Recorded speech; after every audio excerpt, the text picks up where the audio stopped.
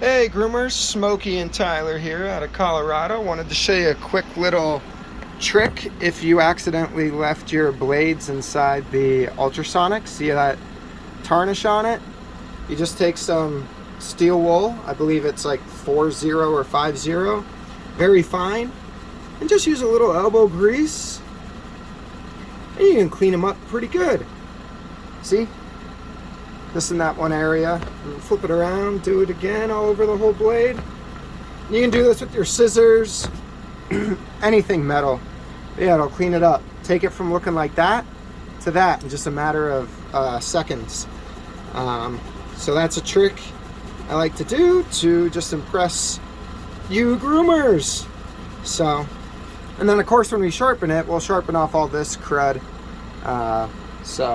Yeah, if you left them in the ultrasonic, don't throw them away. We could probably fix them as long as they're not pitted out where the cutting surfaces are.